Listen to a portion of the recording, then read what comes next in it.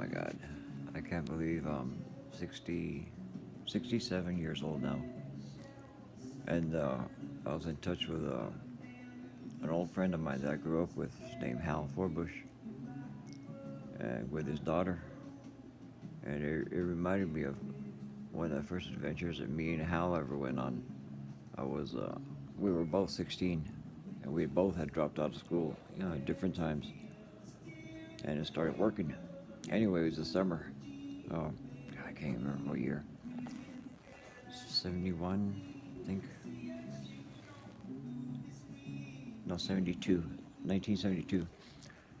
Anyway, I got a well hair up my ass to go to New Mexico, where I was born, and see, kind of connect with my roots and everything. And I hadn't been there since I was like 6 years old or something, so I didn't really remember much. I didn't have very few memories. 6 years old, what are you going to remember?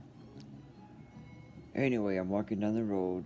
I got some money from working and just packed up some stuff in a sleeping bag. Started walking down the street hitchhiking. And who I'd run into? Well, hell.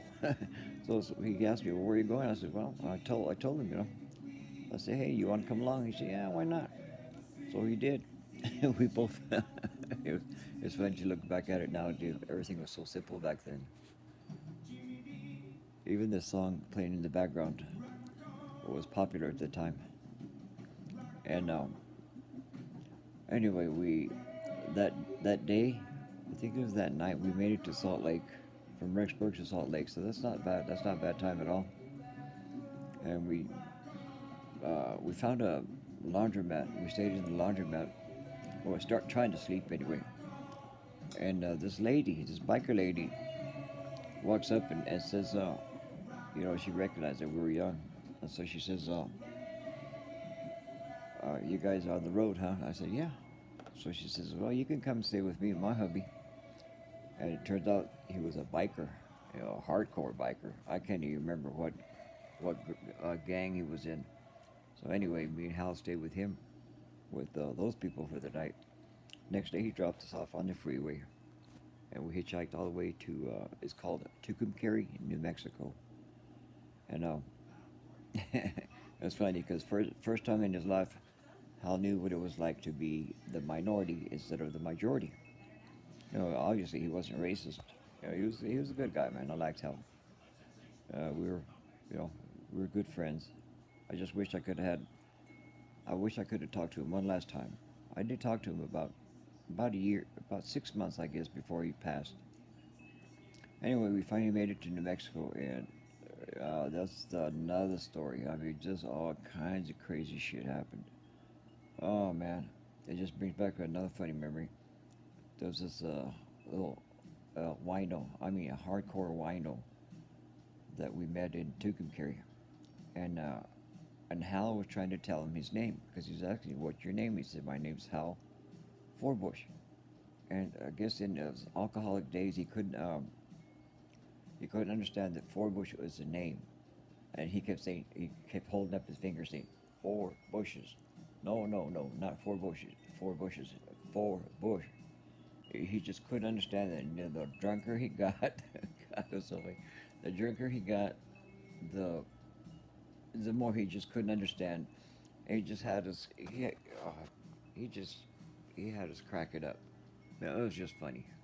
It was at that time we really didn't drink a whole lot. We just mostly smoked a lot of weed, and we had a little routine that we had some pipes that this other guy gave us, tobacco pipes.